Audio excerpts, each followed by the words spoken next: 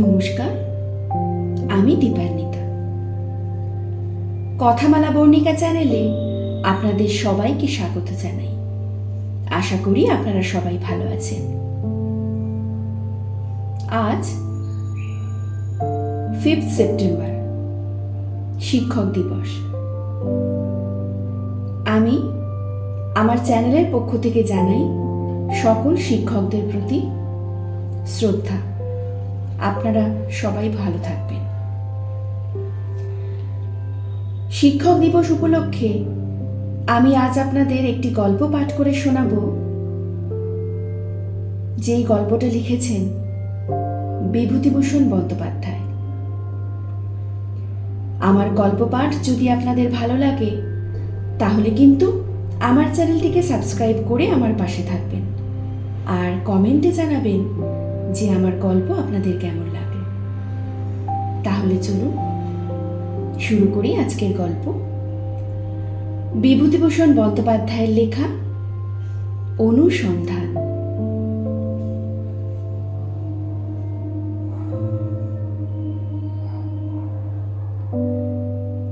Narayan master সকালে উঠে স্ত্রীকে চা দিতে বললেন। স্ত্রী মনোরমা বললেন, চাও নেই, চিনিও নেই, দুধ তো দিয়ে যায়নি গোয়ালা, 2 মাস তাকে টাকাও দেয়া হয়নি। তুমি সংসারের কিছুই দেখো না, আমি কি করে একা সংসার চালাই? বাইরে থেকে ছেলেরা বললে, বাড়ি আছেন স্যার? নারায়ণ মাস্টার হন্তদন্ত হয়ে স্ত্রীকে বললেন, একটু করে দাও যা হয় করে, ওরা সব এসে গেল। মনোরমা মুখ ঝামটা দিয়ে বলেন, এলে কি হবে? শুধু ঘরের খেয়ে বনের মোষ তাড়ানো, তোমার হয়েছে তাই। কারোর কাছে বিদ্বেষ নেই, ওদের পিছনে ভূতের মতো খাটুনি। এর চেয়ে টিউশনি ধরলে তো কাজ হয়, 2 পয়সা আসে। বাইরে একখানা চালা ঘরে গ্রামের চাষাভূষদের অনেকগুলো ছেলে জুটেছে। নারায়ণ মাস্টার তাদের কাউকে অক্ষর পরিচয় করান, কাউকে ভাঙা একটা গ্লোবে ভূগোল শেখান, একজনকে কবিতা পড়তে শেখান। একটি গরিব ছেলেকে বলেন, কি খেয়ে এসেছিস সকালে? কিচ্ছু না, শোন, তোর কাকিমার কাছে গিয়ে বল 2টো মুড়ি দিতে, আমি বলে দিয়েছি যেন বলিস নে। ছেলেটি ইতস্তত করে, সে তার কাকিমাকে চেনে, সেখানে যেতে তার সাহসে কুলায় না। তবু নারায়ণ মাস্টারের মনোতুষ্টি করার জন্যে পায়ে পায়ে অন্দরের দিকে এগোয়। মনোরমা বসে ধান সিদ্ধ করছেন রান্নাঘরে। ছেলেটি ভয়ে ভয়ে দাঁড়িয়ে দেখে, ডাকতে সাহস হয় না। মনোরমা হঠাৎ এগিয়ে বলেন, কে? বিষ্টু, কি রে? এই যে। কি? মাস্টার মশাই বলে দিলেন এই মোড়ে 2টি মুড়ি দিতে। তার বলে দেবেন না কেন? তার কি, কোথা থেকে কি জোটে তার সেদিকে কতটুকু খেয়াল থাকে? যা, মুড়ি নেই, বলগে যা। নারায়ণ মাস্টার খেতে বসেছেন। বাড়ির পাশের এক গরিব গৃহস্থ বাড়ির ছোট ছেলে ওত পেতে থাকে কখন তিনি খেতে বসবেন।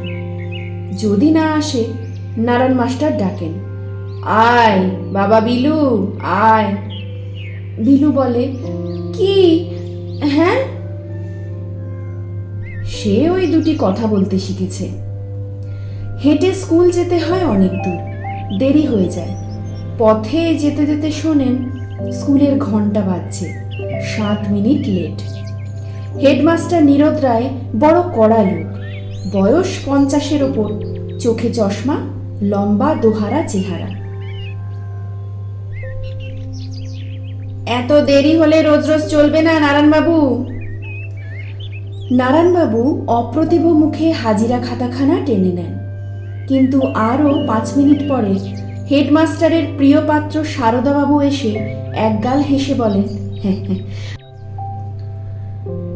উফ, কি রোদ আজকে স্যার, গা যেন পুড়িয়ে দিচ্ছে। হেডমাস্টার বলেন, আপনার মেয়ের বিয়ে ঠিক হলো হুগলিতেই? বসুন বসুন। 2টো পান নিন স্যার। একটি ছেলে ক্লাসের বাইরে এসে দাঁড়িয়ে থাকে। নাম ইন্দুভূষণ, সুন্দর চেহারা। নারায়ণবাবুকে এগিয়ে এসে ক্লাসে নিয়ে যায়। ক্লাসে ছেলেদের ভিড়। নারায়ণবাবুকে সবাই ভালোবাসে, পছন্দ করে, ভয়ও করে। ক্লাস চুপ হয়ে যায়। একবার মৃদু ভৎসনায় অঙ্ক কষান বোর্ডে খড়ি দিয়ে। ইন্দুভূষণ বলে, অঙ্ক কষার পরে সেই গল্পটা বলুন স্যার। সব ছেলে সায় দেয়।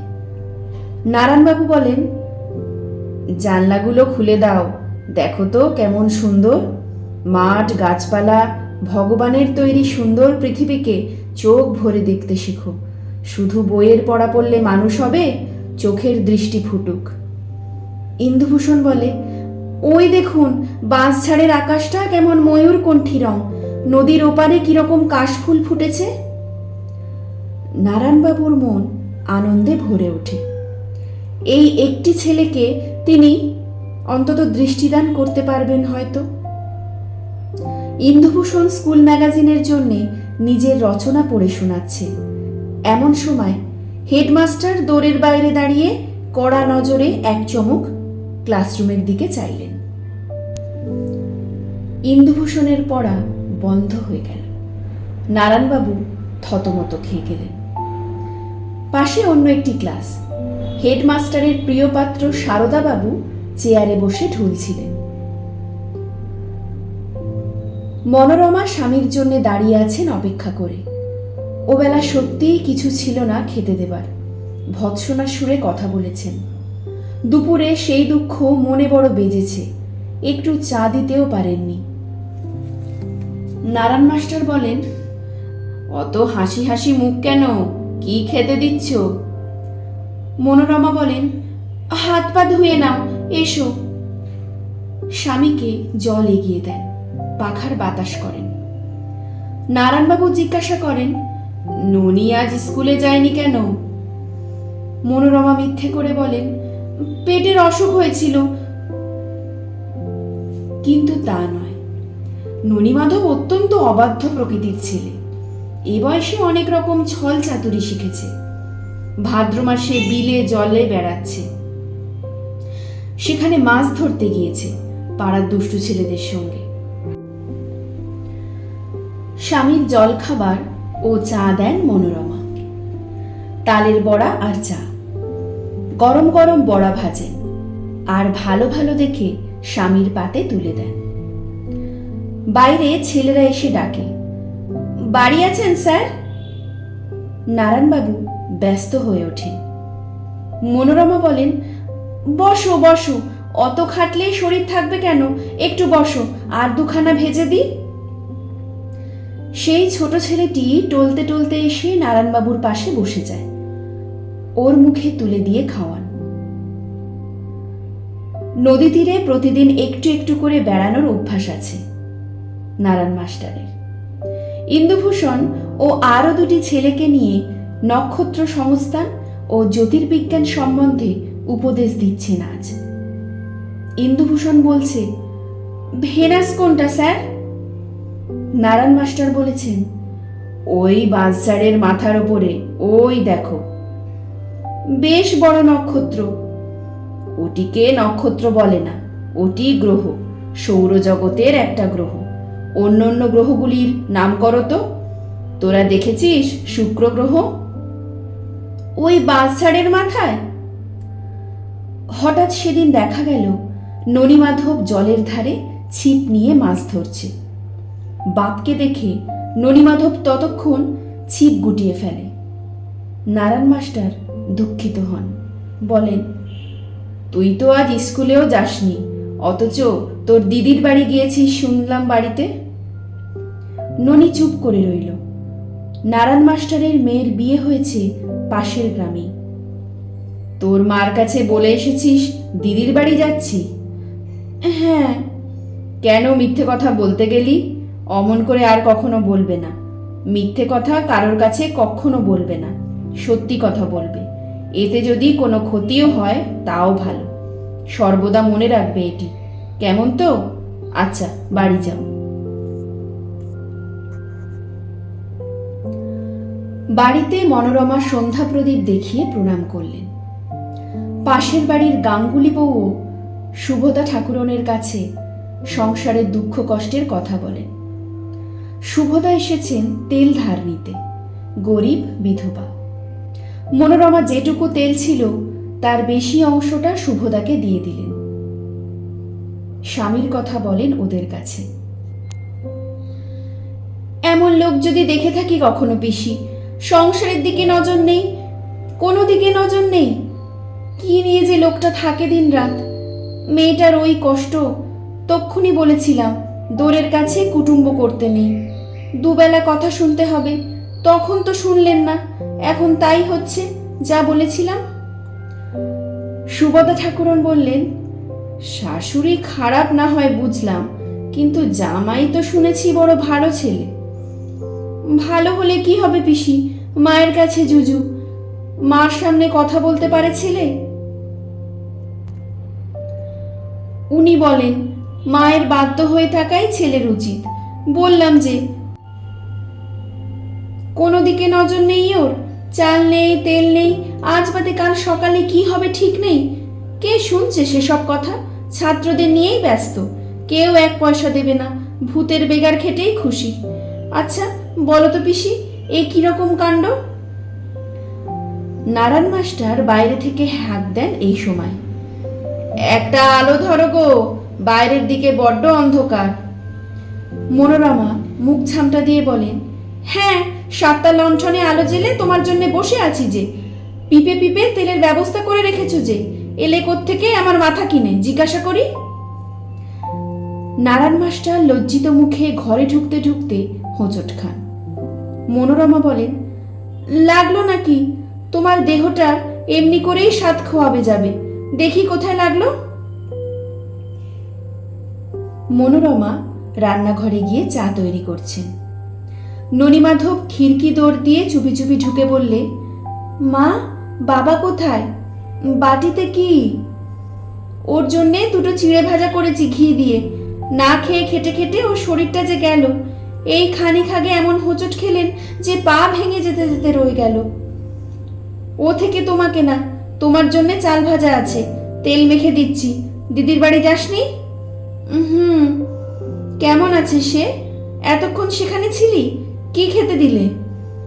কিছুই না, ঘন্টা কর্ণ। দাও চিড়ে ভাজা, দিদি ভালো আছে। না না, এ ওর জন্যে ঘি দিয়ে ভাজা, তোকে এরপরে দেব এখন, বসকে যাও। নারায়ণ মাস্টার চিড়ে ভাজা খেতে খেতে স্ত্রীর সঙ্গে গল্প করেন। মনোরমা বলেন, ননি এই এলো অমলা শ্বশুর বাড়ি থেকে, অনেকক্ষণ ছিল সেখানে। অমলা ভালো আছে। নারায়ণ মাস্টার স্ত্রীর মুখের দিকে চেয়ে বললেন, কে বললে এসব কথা? কেন, ননি বললে, আবার কে বলবে? সে এই তো এলো দিদির বাড়ি থেকে, রান্নাঘরে বসে খাবার খাচ্ছে। নারায়ণ মাস্টার একবার ভাবলেন স্ত্রীকে ছেলের গুণের কথা সব খুলে বলেন। তার উপদেশ সত্ত্বেও সে আবার তার মায়ের কাছে মিথ্যে কথা বলেছে। কিন্তু সরলা পত্নীর মুখের দিকে চেয়ে নারায়ণ মাস্টার সে কথা চেপে গেলেন। বাইরে থেকে ছেলেরা ডাক দিলে, বাড়ি আছেন স্যার? ছেলেরা পড়তে এসেছে। ব্যস্ত হয়ে ওঠেন নারায়ণ মাস্টার। নারায়ণ মাস্টার স্কুলে গেলেন। হেডমাস্টার আজ আর কিছু বলেন না। ক্লাসে ক্লাসে ছেলেরা তাকে নিজের ক্লাসে পাবার জন্যে যথেষ্ট আগ্রহ দেখায়। ইন্দুভূষণের ক্লাসে নারায়ণ মাস্টার ঢোকেন। একটু পরে হেডমাস্টার এসে গম্ভীরভাবে ক্লাসের বাইরে দাঁড়িয়ে জানিয়ে গেলেন, এ ক্লাসটা তার নয়, রুটিনটা দেখে ঢুকলেই তো হয়। অঙ্ক কষাতে কষাতে কি করে এসে পড়ে সূর্যের কথা। সূর্য আছে বলে জগতে রঙের খেলা অদ্ভুত, নারায়ণ মাস্টার বোঝান। তা থেকে নিউটনের কথা এসে পড়ল, জ্ঞান তপস্বী নিউটন। বাইরে দাঁড়িয়ে হেডমাস্টার শোনেন। নারায়ণ মাস্টারের জনপ্রিয়তা হেডমাস্টারের চক্ষুশূল। একটু পরে মাখনলাল সুর, স্কুলে ক্লাসে বেড়াতে বেরোলেন। মাখনলাল সুর 2-3টি তেলের কলের মালিক। কালো মোটাসোটা চেহারা, মুখখানাতে দাম্ভিকতা মাখানো।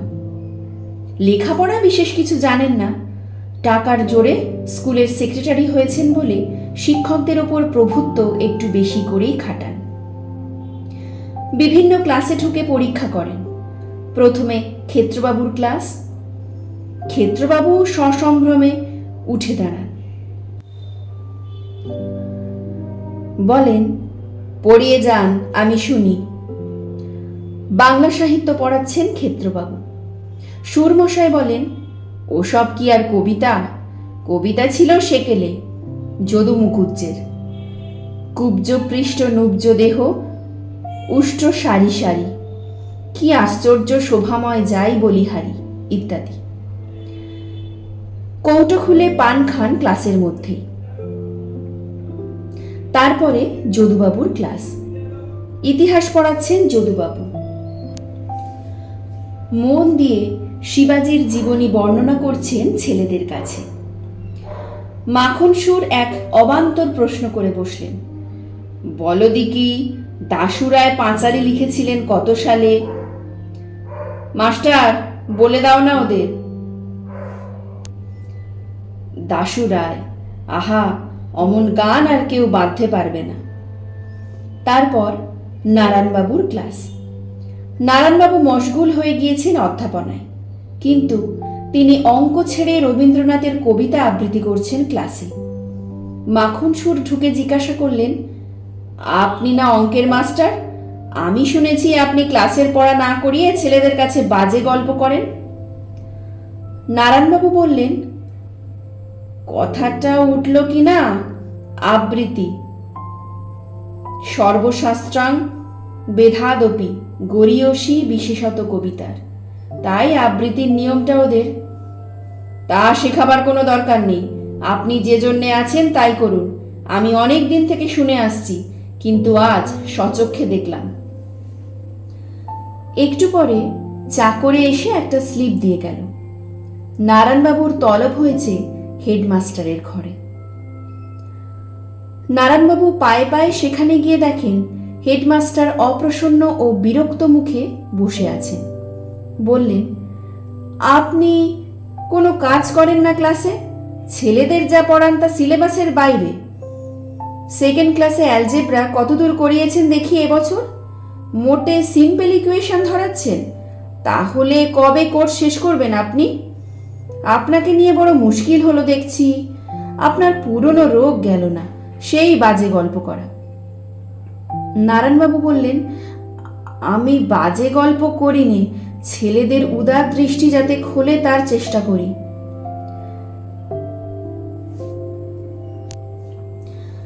টেক্সট বইয়ের বাইরে যে একটা জগৎ আছে তার সঙ্গে পরিচয় করিয়ে দিতে আপনাকে এখানে রাখা হয়নি। No, the school to be a machine for turning out matriculist. আপনাকে আর কত শেখাবো বলুন? যদুবাবু, ক্ষেত্রবাবু ও রাখালবাবু নারায়ণবাবুকে জিজ্ঞাসা করেন শিক্ষকদের বিশ্রাম ঘরে, ব্যাপারটা কি হয়েছিল নারায়ণবাবু? সব শুনে যদুবাবু খুব লাফঝাপ দেন।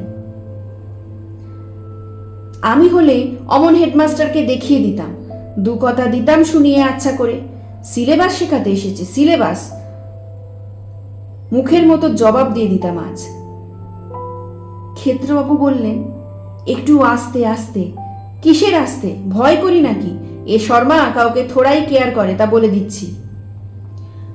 স্কুলের চাপরাশি এসে ডাকলে হেডমাস্টার বাবু যদুবাবুকে ডেকেছেন। যদুবাবু হঠাৎ বাতাস বের হওয়া বেলুনের মতো চুপসে গেলেন। হেডমাস্টারের ঘরে জড়িত পদে ঢুকে বললেন, আমাকে ডাকছেন? হ্যাঁ।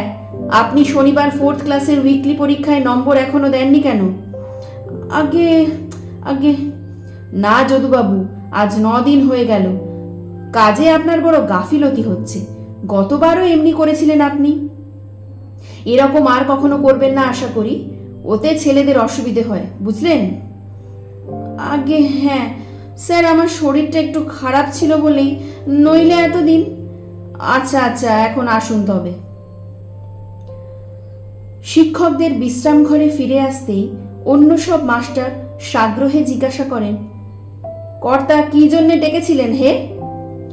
যদুবাবু হাত পা নেড়ে বললেন, দিয়ে এলুম শুনিয়ে দু এক কথা। আমায় বলে কিনা 4th ক্লাসের খাতা ফেরত দিতে এত দেরি হলো কেন? আমি মুখের ওপরে বলে এলুম, মশাই 40 টাকা মাইনেতে তো চলে না, আমাদের টিউশনি করে খেতে হয়। সময় পাই কখন যে খাতা সকাল সকাল দেখে দেব? দিলাম শুনিয়ে। বললেন এই কথা? বলবো না, এ শর্মা থোড়াই কেয়ার করে। He must be told some home truth. পাশের বাড়িতে রেডিওতে গান হয়। ও যেন একটি অন্য জগৎ, রসের জগৎ, যে জগতের সঙ্গে শিক্ষকদের কোনো পরিচয় নেই। শিক্ষকরা কান পেতে শোনেন। বেরিয়ে এসে সবাই একটা চায়ের দোকানে বসেন, ভাঙা পেয়ালায় চা খান। নারায়ণবাবুর অপমানে সবাই দুঃখিত। রাখালবাবু বলেন, যেদিন এদেশে শিক্ষকতার কাজ সম্মানিত বলে বিবেচিত হবে, সেদিন বুঝতে হবে জাতি হিসেবে আমরা জেগেছি, আমাদের স্থান কোথায়। নারায়ণবাবুর ওপর মাখনবাবুর ব্যবহারেই বুঝে নেওয়া যাবে। রাখালবাবু নারায়ণবাবুকে নিজের বাড়ি নিয়ে যান। বড় শ্রদ্ধা করেন তিনি তার এই সরল, অকপট, উদার দৃষ্টিসম্পন্ন সহকর্মীটিকে।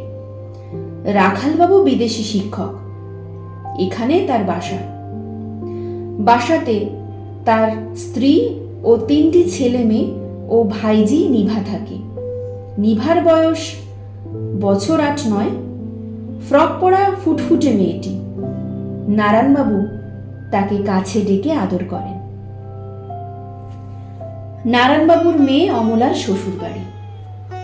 অমলার শাশুড়ি তার ওপর অত্যন্ত কুব্যবহার করে। ছেলে সুকুমারের সঙ্গে অমলার দেখা সাক্ষাৎ বন্ধ। অমলা সেজে গুজে জানলায় বসে আছে, আজ স্বামী কলকাতা থেকে আসবে অনেক দিন পরে। শাশুড়ি এসে বলেন, বলি হ্যাঁ গো বৌমা, বিকেলে ঝাঁট নেই, পাট নেই, দোরে জল দেওয়া নেই, অমন পটের বিবিসিতে জানলায় বসে রয়েছে কেন? সেগুড়ে বালি, শুকু আজ আসবে না, চিঠিতে লিখেছে, তুমি উঠে গিয়ে ছাদ থেকে কাপড়গুলো নিয়ে এসো, আর এবেলার ভাত চড়িয়ে দাও গো। অমলা সলজ্জ মুখে উঠে গেল রান্নাঘরে। তার মন ভেঙে গিয়েছে। স্বামী সে কথা তো গতবার বলে যাননি, শাশুড়ি মিথ্যে কথা বলেছিলেন। সন্ধ্যার ট্রেনে সুকুমার এলো অমলার জন্য শাড়ি নিয়ে। নিজে আহ্লাদ করে দেখাতে গেল। মা কাপড়খানা ছিনিয়ে নেন ছেলের হাত থেকে, বলেন, এ আমার পাঁচির স্বাদের সময় তাকে দেব, বউয়ের জন্য আর রোজ রোজ কাপড় আনতে হবে না। যে গুণধর বউ, সংসারের কুটোনুটো দুখানা করে উপকার নেই, সারা বিকেল সেজেগুজে ঠায় বসে রইল জানলায়, বলে কোনো কাজ করতে পারবে না, যেমন হেজল দাগড়া তেমনি বদমাইশ, হবে না, ছোট ঘরের মেয়ে যে, ওর বাবার নাম পাগলা মাস্টার। অমলা আড়াল থেকে স্বামীকে দেখবার জন্য এসে দাঁড়িয়েছিল। বাবার প্রতি অমন অপমানসূচক শব্দ প্রয়োগে সে আর স্থির থাকতে পারে না। সামনে এসে বলেন, বাবার নামে অমন যাতা বলবেন না আপনি। আমি কি করেছি না করেছি আপনাদের তা জানি নে। আমার বাবা যে কারোর কোনো অনিষ্ট করেননি বা করতে পারেন না, এটা আমি ভালো করেই জানি। শাশুড়ি রণচণ্ডী মূর্তি ধারণ করলেন, ছেলেকে দিব্যি দিলেন সে যেন ও বউয়ের মুখদর্শন না করে। অনেক রাত্রি জেগে জেগে দুজন দুই জানালায় বসে রইল। সেদিন নারায়ণবাবু আহার করতে এসে বললেন, এঁচোড় কোথা থেকে পেলে, অসময়ে এঁচোড়? মনোরমা বললেন, আমি জানি নে, ননিমাধব কোথা থেকে এনেছে। নারায়ণ মাস্টার বললেন, কোথা থেকে আনবে, এ নিশ্চয়ই অন্য কারোর কাছ থেকে চুরি করে এনেছে, আমাদের নিজেদের গাছ নেই, কেই বা দেবে অসময়। বলি শোনো, চুরির জিনিস আমার পেটে সইবে না, আমার সংসারে কেউ খাবে না, ফেলে দাও সবটুকু। মনোরমা অনেক যত্ন করে দরিদ্র সংসারে অসময়ে এঁচোড় রেঁধেছিলেন। স্বামী খেতে ভালোবাসেন বলে তার অত আগ্রহ। এই আগ্রহের জিনিসটা নির্মমভাবে ফেলে দিতে তার চোখে জল এলো, কিন্তু কিছু বলতে পারলেন না মুখে। তিনি তার স্বামীকে ভালোভাবেই চেনেন। অনুনয় বিনয়ে এক্ষেত্রে কোনো ফল হবে না। অভিমান করে চুপ করে রইলেন। মনোরমাকে বুঝিয়ে বললেন নারায়ণ মাস্টার, দেখো, ছেলেকে শুধু উপদেশ দিলে কাজ হবে না। আপনি আচরি ধর্ম পরে শেখায়, আমরা পিতামাতা, এই আমাদের জীবনের মূল মন্ত্র হওয়া দরকার। মুখে বলি অথচ চুরির এঁচড় রেঁধে খাই, এতে ছেলেপিলে ভালো উপদেশ কখনো নেবে না। আমি জানি তোমার মনে কষ্ট হয়েছে, কিন্তু আমি যে পিতা, তুমি যে মা, আমরা যে শিক্ষক। নারায়ণ মাস্টারের ক্লাসে জানলা বন্ধ ছিল। তিনি ক্লাসে গিয়েই জানালা খুলে দিতে বললেন। ছেলেদের বলেন, মনের জানালাও সবসময় ওই রকম খুলে রাখতে হবে। দেখো তো কেমন নীল আকাশ, চোখকে তৈরি করো বাইরের সৌন্দর্য দেখতে, জীবনের মস্ত আনন্দ পাবে। হেডমাস্টার বাইরে দাঁড়িয়ে শুনছিলেন। একটু পরে ডেকে পাঠালেন। কেন ডেকেছেন স্যার? এদিকে আসুন, বসুন দয়া করে। নারায়ণ মাস্টার বসেন। হেডমাস্টার বলেন, আপনাকে কথাটা বলি, আপনার অঙ্কের ফল অত্যন্ত খারাপ এবার। কাল পরীক্ষার নাম্বার আনিয়েছি ইউনিভার্সিটি থেকে, 6টা ফেল অঙ্কে। আপনি এদিকে দেখি ক্লাসে বসে আর্টের চর্চা করেন, সেজন্য কি আপনাকে রাখা হয়েছে স্কুলে? কতবার না আপনাকে এই কথা আমি বলেছি, বড় দুঃখের বিষয় নারায়ণবাবু। নারায়ণবাবু চুপ করে থাকেন, সাহস করে কিছু বলতে পারলেন না। রাখালবাবু টিচার্স রুমে বসে সব কথা শুনে বললেন, ও আর ওর সাবজেক্টে যে 11টা ফেল, তার বুঝি কোনো কৈফিয়ত নেই? গরিবের ওপর যত জুলুম। বেশ। বাজারে এসে সেই দোকানে মাস্টারেরা ভাঙা পেয়ালায় চা খান। সেখানে রাখালবাবু কথাটা তোলেন। স্কুল কমিটির অবিচার সম্বন্ধে কথাবার্তা হয়। যদুবাবু বলেন, শুধু টিউশনি করি সকাল থেকে 5টা, বিকেলে আরো 5টা, তাতেও কি সংসার সুচারুরূপে চলে? একটি বড় মেয়ে ঘাড়ে। দেশের তরুণদের যারা গড়ে তুলবেন, গোটা জাতিটিকেই তারা গড়ে তুলছেন, তাদের দিকে কে তাকায়? ভগ্ন মনে যে যার বাড়ি যান। সন্ধে হয়ে আসে। যদুবাবু বলেন, তোমরা যাও, আমি আবার গুণী মল্লিকের বাড়ি প্রাইভেট পড়াতে যাব। খেলেন না কিছু? বাড়ি যাবেন না? বাড়ি গেলে সময় পাবো কখন? ওই কোনোদিন রাস্তায় খেতে খেতেই পথ চলি, 2-1 পয়সার বিস্কুট কি মুড়ি, কোনোদিন তারও সময় হয় না। আমাদের আবার খাওয়া, তুমিও যেমন ভায়া। স্কুলে প্রাইজ বিতরণ উপলক্ষে সভা। সভায় নারায়ণ মাস্টারের ছাত্র ইন্দুভূষণ চমৎকার আবৃত্তি করলে। জেলা ম্যাজিস্ট্রেট তাকে ডেকে জিজ্ঞাসা করলেন, এমন আবৃত্তি শিখিয়েছে কে? নারায়ণ মাস্টার মশাই। জেলা ম্যাজিস্ট্রেটের নাম মিস্টার কানওয়ার, পাঞ্জাবি, কেমব্রিজের গ্র্যাজুয়েট।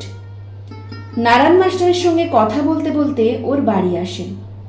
পথে মাখন সুর কি একটা কথা বলতে গেলেন খোসামদের ভাবে হাত জোড় করে, স্যার, আমাদের অয়েল মিলের লাইসেন্সটার বিষয় একবার। মিস্টার কানওয়ার বিরক্তির সুরে বললেন, আবি নেহি, not now, come and see me in my office. Mister কানওয়ারকে নারায়ণ মাস্টার পল্লী প্রকৃতির সৌন্দর্য বোঝান। জ্যোৎস্না রাত্রি। মিস্টার কানওয়ার বললেন, মিস্টার গাঙ্গুলি, আপনি একজন আইডিয়াল টিচার। আপনি আমাকেও রুরাল বেঙ্গলের রূপটি চোখে আঙুল দিয়ে দেখালেন। আমি আপনাকে মনে রাখব। মনোরমা ভাঙা পেয়ালায় দুজনকে চা দেন। মাখন সুরের বাড়িতে ক্রিয়াকাণ্ড।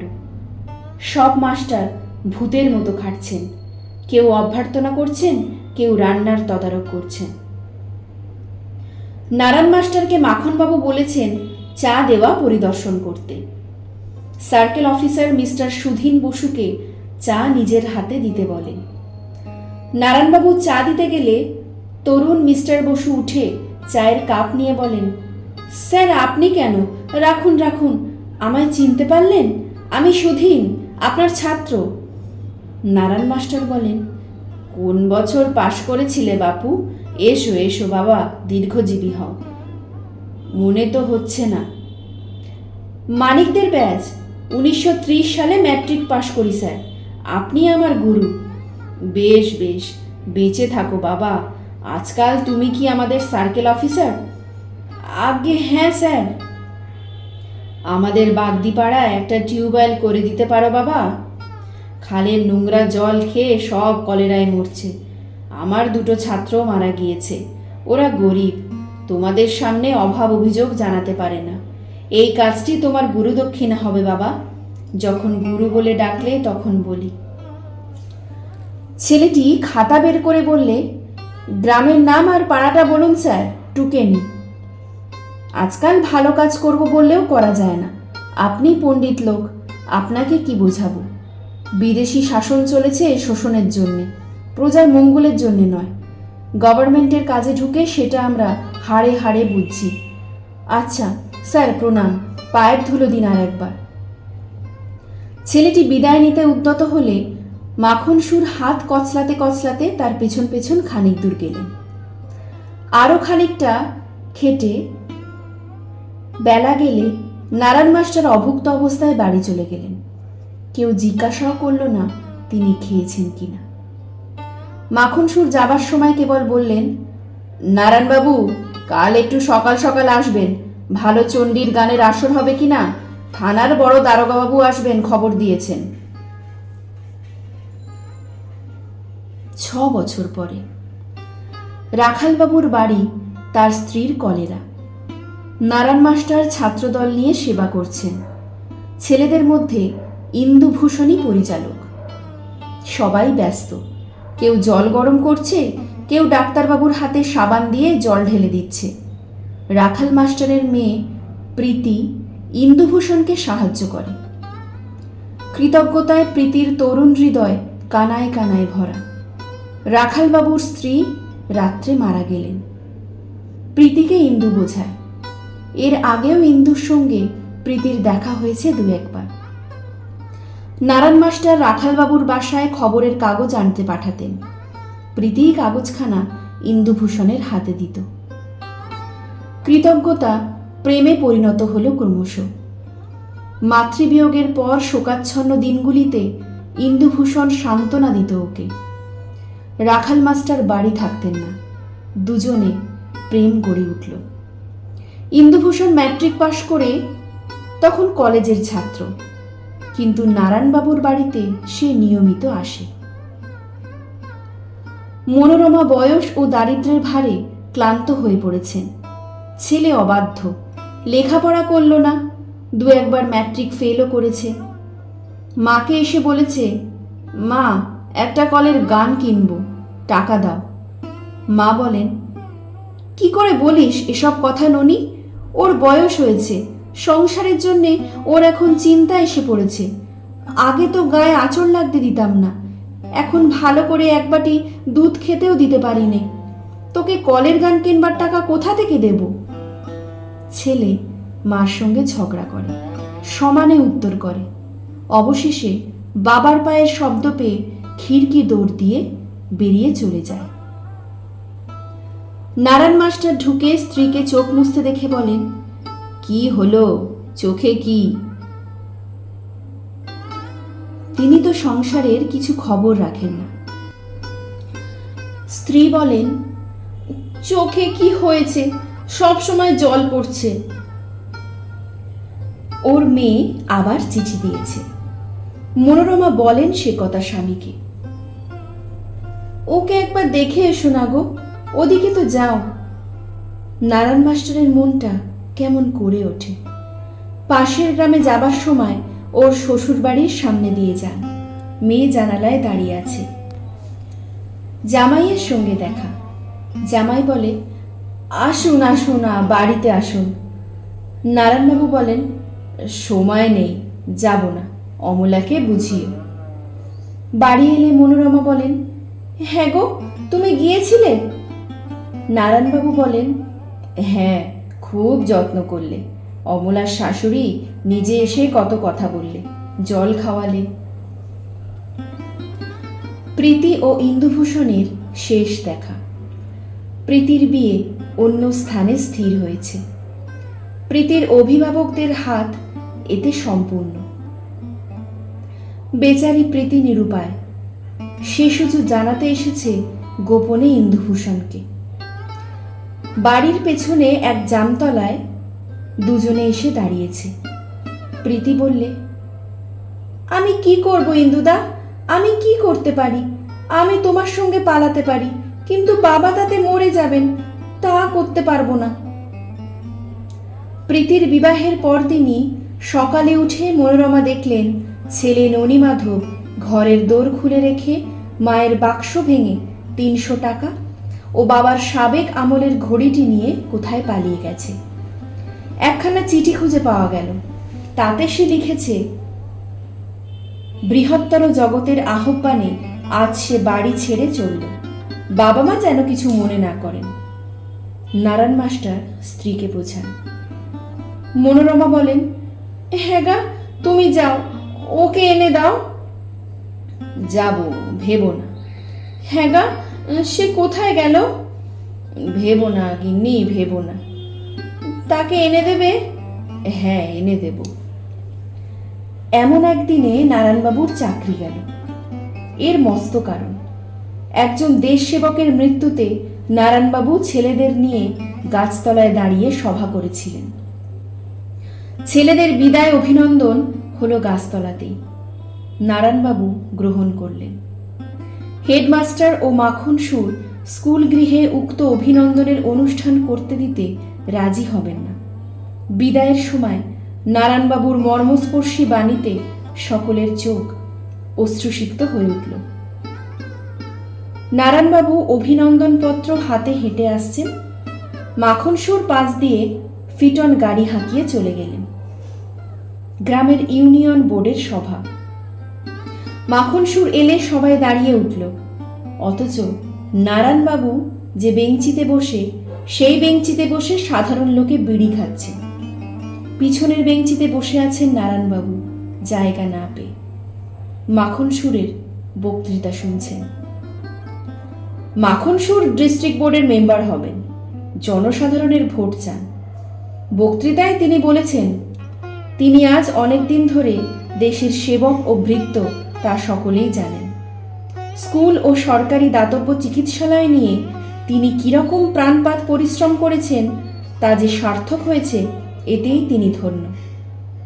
অন্য কোনো প্রতিদান তিনি চান না, কেবল দেশবাসীর কৃতজ্ঞতা ছাড়া, ইত্যাদি। খুব চটাচট হাততালি পড়ছে।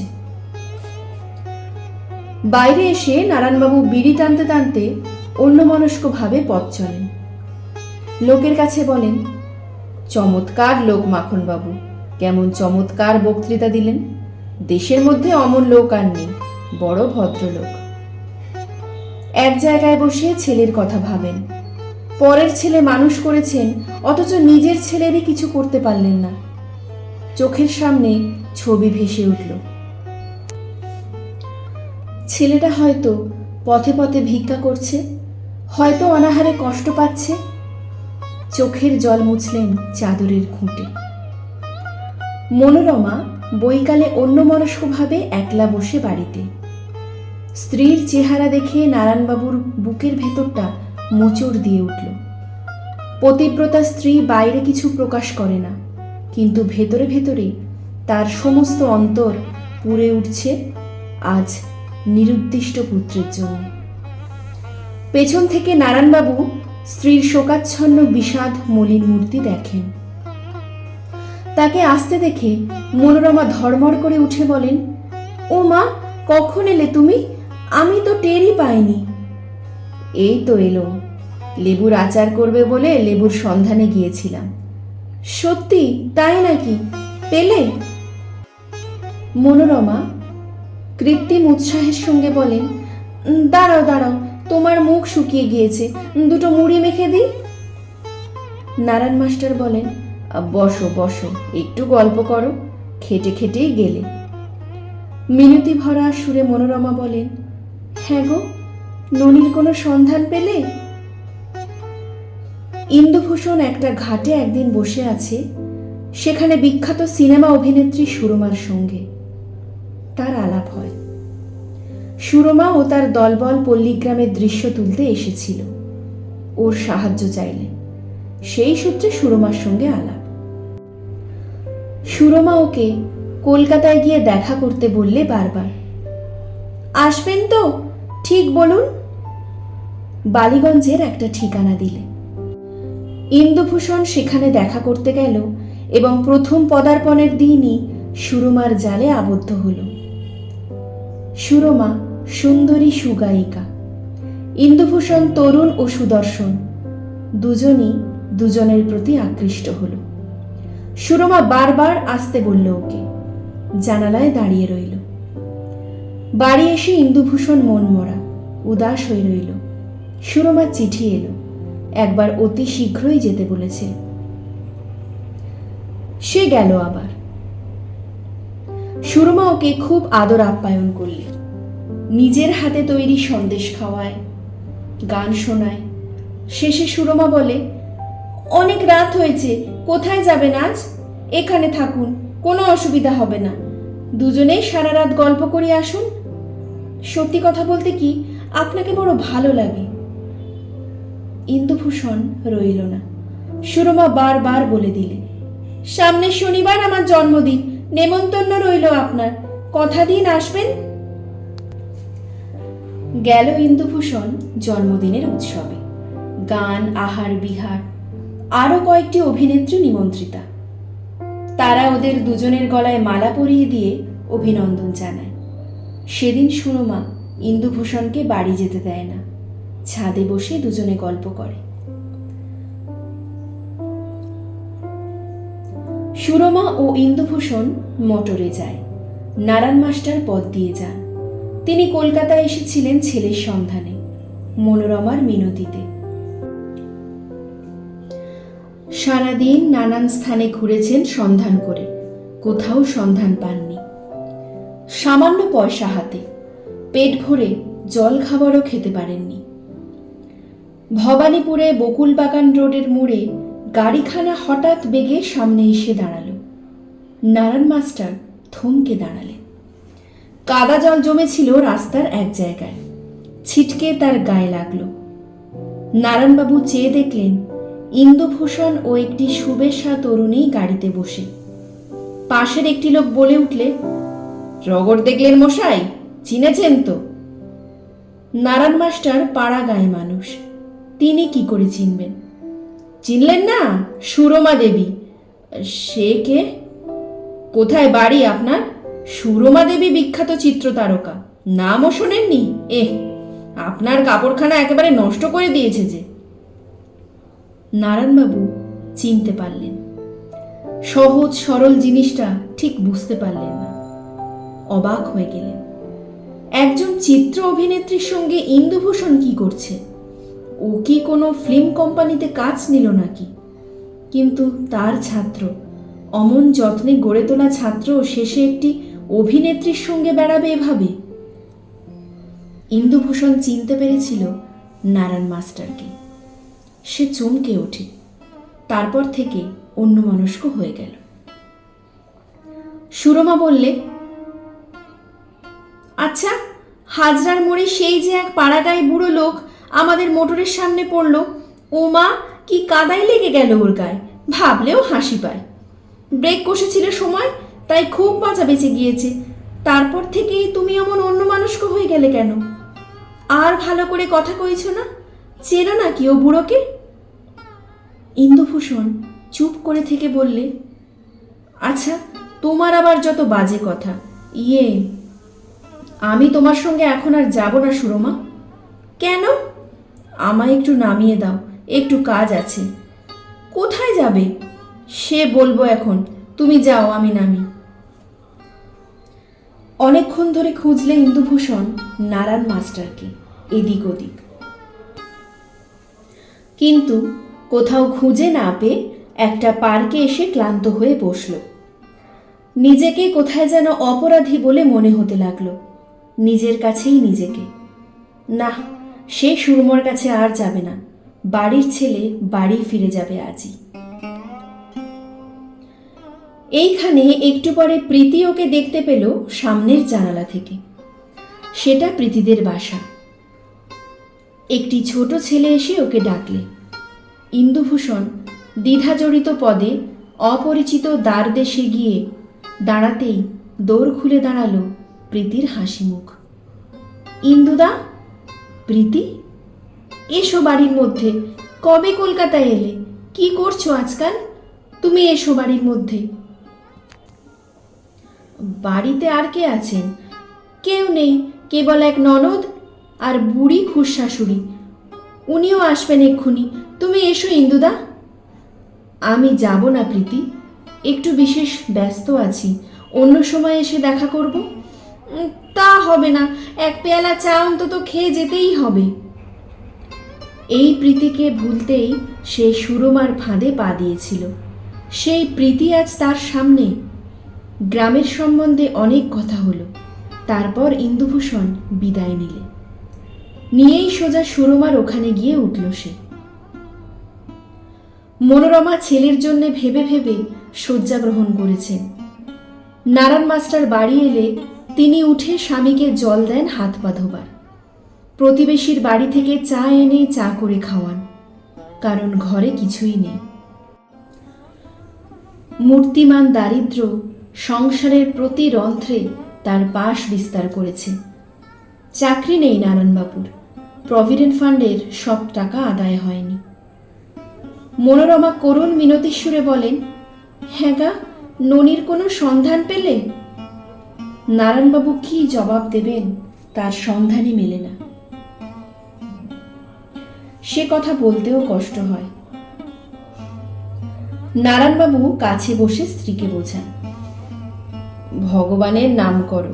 সংসারের সব দুঃখ কষ্টকে যে জয় করতে পারে সেই তো যথার্থ মানুষ। সংসার পরীক্ষার স্থল, এই মনে করে চলবে যে আমাদের সত্যকার স্বাধীনতাকে কেউ হরণ করতে পারে না। হাতে পয়সা নেই, স্কুলে প্রভিডেন্ট ফান্ডের টাকা বাকি। স্কুলে যান নারায়ণবাবু।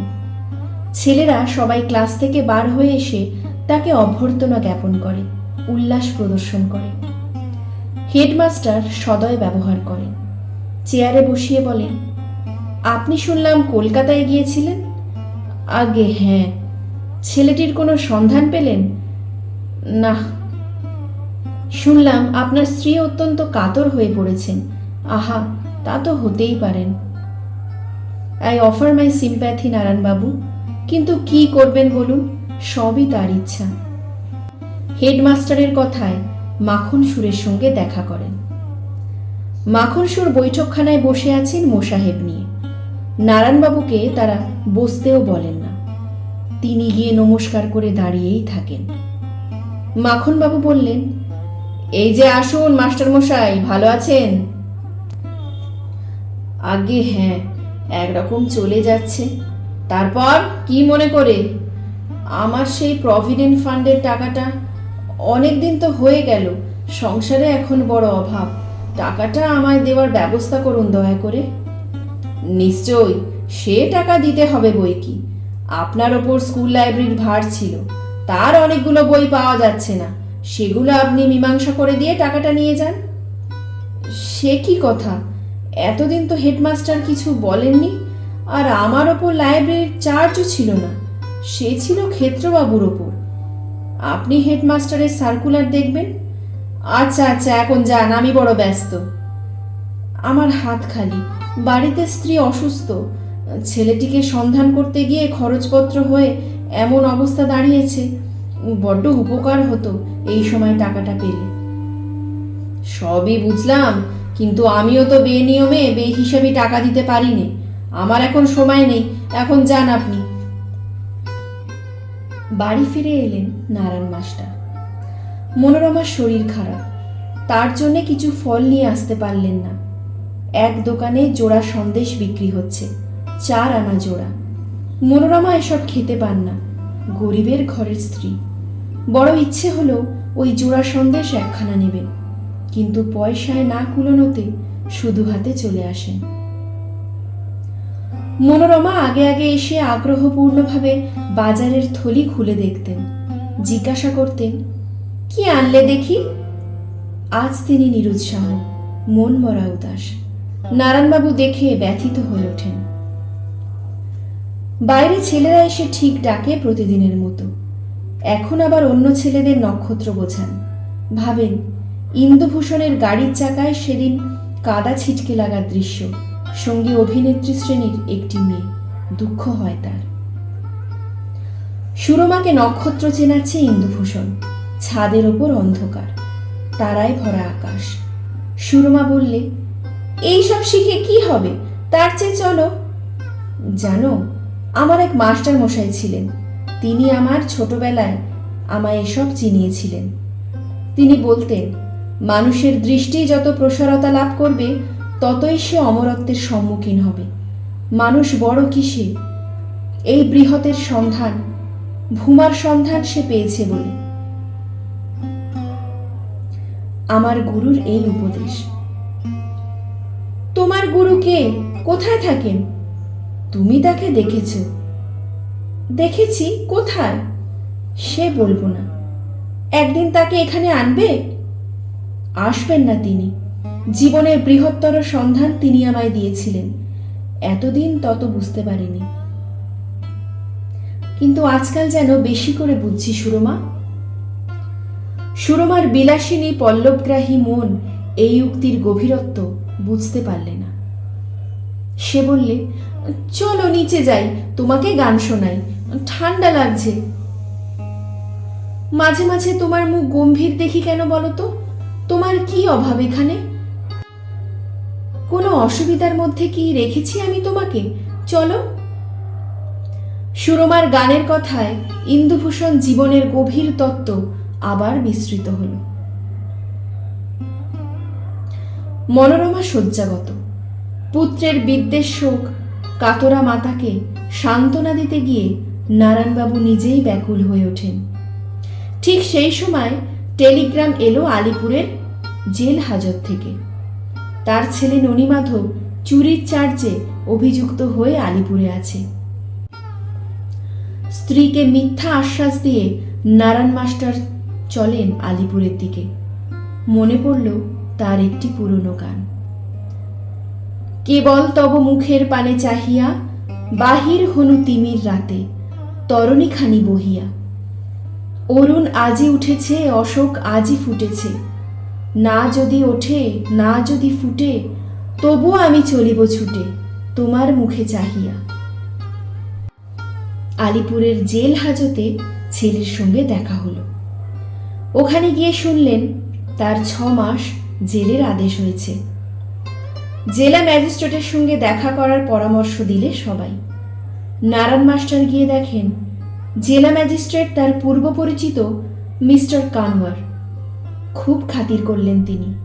বললেন, তিনি জানেন না যে আসামি তার ছেলে। খুব বিস্ময় প্রকাশ করলেন একথা শুনে। কেন এমন হলো? নারায়ণ মাস্টার চুপ করে থাকেন। পরে নারায়ণবাবু সব বললেন। দুঃখ করে ম্যাজিস্ট্রেট বললেন, আমি জানি এরকমই হয়। পণ্ডিতের বংশে পণ্ডিত ও সৎ ছেলে জন্মগ্রহণ করলে তো পৃথিবী স্বর্গ হয়ে যেত। আচ্ছা, আমি চলি, বললেন নারায়ণবাবু। মিস্টার কানওয়ার বললেন, আপনি আমাকে রুরাল বেঙ্গল চিনিয়েছিলেন, প্রকৃত বাংলাদেশ কি তা আমাকে চিনিয়েছিলেন আপনি। আমি কৃতজ্ঞ আপনার কাছে। আমি যদি জানতাম আসামি আপনার ছেলে, তাহলে ওকে কনভিকশন দিতাম না। বড়ই দুঃখিত আমি যে আমার অজ্ঞাতসারে আপনার ছেলের জেল হলো। আমার বাসায় যাবেন না? আমার স্ত্রী আপনাকে দেখলে বড় খুশি হবেন। এখন আমার সময় হবে না মিস্টার কানওয়ার। আমার স্ত্রী পুত্রের শোকে শয্যাগত, একা ফেলে রেখে এসেছি। আমায় আজই ফিরতে হবে। Really I am so sorry. আপনার মতো ভালো লোকেরা সংসারে কষ্ট ভোগ করে কেন বলতে পারেন মিস্টার গাঙ্গুলি? আপনি তো একজন দার্শনিক। কর্মফল। আমার কি মনে হয় জানেন, এই দুঃখ দহনের মধ্যে প্রভিডেন্স আপনাদের শেষ মালিন্যটুকু পুড়িয়ে খাঁটি নিষ্পাত করে নিচ্ছে। গ্যাটের ফাউন্ডসের সেই লাইন স্মরণ করুন। একদিন আসবেন, আপনার সঙ্গে বসে আমার বাংলোতে কথাবার্তা বলা যাবে। Good bye.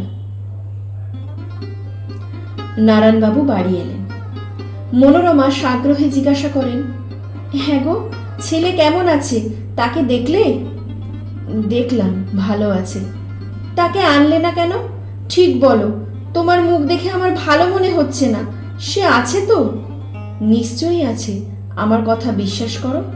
হ্যাঁ গো, তবে তাকে আনলে না কেন? আমার বুকের এইখানটাতে হাত দিয়ে দেখো, আমি থাকতে পারছি না। নারায়ণবাবু মুখ বুজে শুয়ে পড়ে থাকে।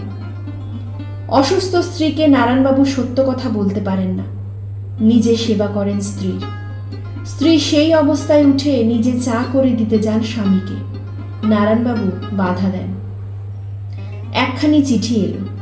ছেলে জেলের মধ্যে মনের ঘৃণায় আত্মহত্যা করেছে। মিস্টার কানওয়ার দুঃখ করে পত্র লিখেছেন। নারায়ণবাবু গেলেন, পুত্রের অন্ত্যেষ্টিক্রিয়ায় যোগ দিলেন, মুখাগ্নি করলেন। বাড়ি ফিরে এসে মনোরমা ব্যস্তভাবে বললেন, ওগো, খোকা আমার কাছে রাত্রে এসেছিল। তুমি কোথায় গিয়েছিলে? বলো না, সত্যি করে বলো না। কথা বলো না কেন? কি হয়েছে? প্রায় মিনতির সুরে বলেন, হ্যাঁ গো, বলো না আমায়, বলো না সে কেমন আছে। নারায়ণবাবু রোগশয্যাগত স্ত্রীকে নিজে বার্লি করে খাওয়ান। দাঁড়াও, আমি নিজে উঠে তোমায় চা করে দিই। উঠো না, উঠো না, শুয়ে থাকো। হ্যাঁ গো, ননি কেমন আছে? খোকা কেমন আছে? বলো না গো। ভালো আছে গো, তার চিঠি পেয়েছি, সে বাড়ি আসবে। এই দেখো চিঠি। কানওয়ারের ইংরাজি চিঠিখানা নারায়ণ মাস্টার স্ত্রীর সামনে মেলে ধরেন। সন্ধে হয়ে এলো। বাইরে এসে ছেলেরা এসে হাঁক দেয়, স্যার বাড়ি আছেন? নারায়ণবাবু স্ত্রীকে শুইয়ে দিয়ে ছেলে পড়াতে যান বাইরে। কিছুক্ষণ পর দেখা গেল একদল গ্রাম্য বালকদের মধ্যে তিনি বসে ভূগোল ব্যাখ্যা করছেন। পৃথিবীর 1 ভাগ স্থল, 3 ভাগ জল।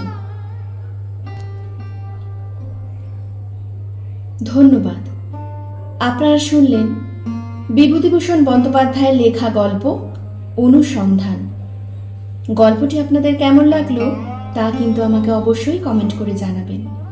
আর আমার গল্প পাঠ যদি আপনাদের ভালো লাগে তাহলে আমার চ্যানেলটিকে সাবস্ক্রাইব করে আমার পাশে থাকবেন। দেখা হচ্ছে পরের ভিডিওতে নতুন একটি গল্প নিয়ে। আপনারা সবাই ভালো থাকবেন। ধন্যবাদ।